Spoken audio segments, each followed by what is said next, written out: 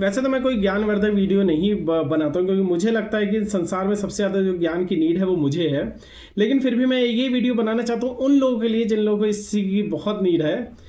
और I hope कि मेरा मैसेज आप लोग तक पहुंचेगा कि मैंने बहुत से ऐसे लोगों को देखा है जो ऐसे रील बनाते हैं कि अगर आप रोज़ पोस्ट करना शुरू करते हो तो आपको अपने नहीं गैर लाइक करते हैं, और अपनों से कहो तो वो डांस इंडिया डांस के जजेस जैसे करते हैं, अगर हमें अच्छा लगेगा तो हम ज़रूर लाइक करेंगे।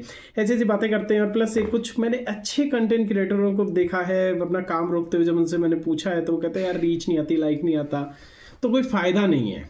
तो मैं उनसे ये कहना चाहता हूँ, मैं एक कहानी बताना चाहता हूँ जिस कहानी ने मेरे लाइफ पे बहुत बड़ा असर छोड़ा। वैसे दो कहानी है, बहुत प्यारी दोनों कहानी। इसमें मैं एक कहानी आपको बताता हूँ। बहुत महान चित्रकार वैन गॉग की कहानी है। मैंने आई होप कि मैंने सही नाम लिया है, नहीं लिया तो आप कमेंट में ट्रोल कर सकते हैं। तो उनकी कहानी है, वो उनके छोटे भाई जॉब करते थे, वो जो कलाकृति बनाते थे वैन गॉग। तो उनका छोटा भाई उनको कुछ खाने के पैसे देता था रोज के। तो उसमें से कुछ दिन ना खा खा के वो कलाकृति का सामान खरीद लेते थे, रंग खरीद लेते थे, ब्रश खरीद लेते थे, ये सब खरीदते थे। और उनको कलाकृति बनाने में बहुत मजा आता था। जो भूख से आगे का शौक था उनका, तो समझ सकते हो वो कितना कलाकृति बनाने में उनको खुशी मिलती थी। पर उनकी कोई कलाकृति नहीं बिकी थी, कोई उनको पसंद नहीं करता था उनकी कलाकृति को। और लोग कहते थे क्या तुम बड़े बड़े पेड़ बनाते हो आसमान से निकले हुए, क्या ये अलग अलग तरीके के, तो किसी समझ में नहीं आता था। तो उनके भाई को ये देख के बड़ा दुख होता था। तो वो कहते उन्होंने अपने एक दोस्त को भेजा उनके भाई ने कि जरा तुम मेरे भाई की दुकान पे जाओ और एक चित्र खरीद लो कोई भी। तो वो जाता है और कहता है मुझे ये वाला चित्र दे दो। तो वैन गॉग समझ जाते हैं कि ये जो बंदा है इसको कलाकृति कुछ पता नहीं है, इसको किसी ने कहा है। तो उन्होंने कहा कि तुमको मेरे भाई ने कहा है, बहुत ही प्यारा भाई रहा होगा वो। तो वो कहता है हाँ, वैसे तो मना करता, फिर कहता है हाँ उन्होंने कहा था कि कलाकृति कुछ खरीद लो जाकर, मेरे भाई को अच्छा लगेगा।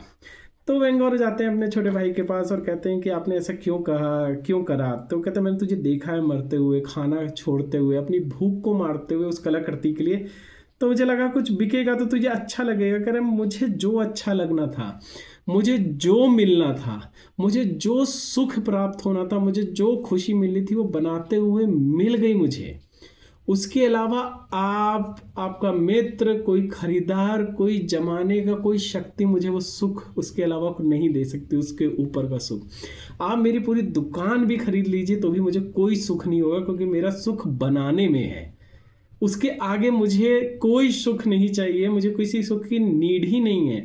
मेरी एनर्जी उस तरीके से बहना चाहती थी, मैंने बहाया, मेरा मन हुआ। मैं उस टाइम ईश्वर के सबसे करीब था जब मैं अपनी कलाकृति बनाता हूँ। और एक कलाकृति खत्म करके जो मुझे लगता है, जो मैं सोच रहा था मैंने पेपर पे उतारा है, मैं नेक्स्ट अपनी प्लानिंग में चला जाता हूँ, तो वही मेरे लिए सुख है।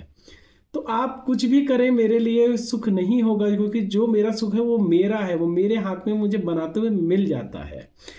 तो इस कहानी से मेरे को काफ़ी शिक्षा मिली थी, और मैं अपने जीवन में अब इसी तरीके से रहता हूँ। मेरा एक यूट्यूब अकाउंट है, 2 साल से 2.5 साल से मैं उस पर रेगुलर पोस्ट करता हूँ। कोई नहीं देखता उसको, कभी कभी उधर एक लाइक एक व्यू आता है तो मुझे समझ जाता हूँ मेरी मदर का है, उसके अलावा कुछ नहीं होता। पर मुझे बनाना बहुत पसंद है।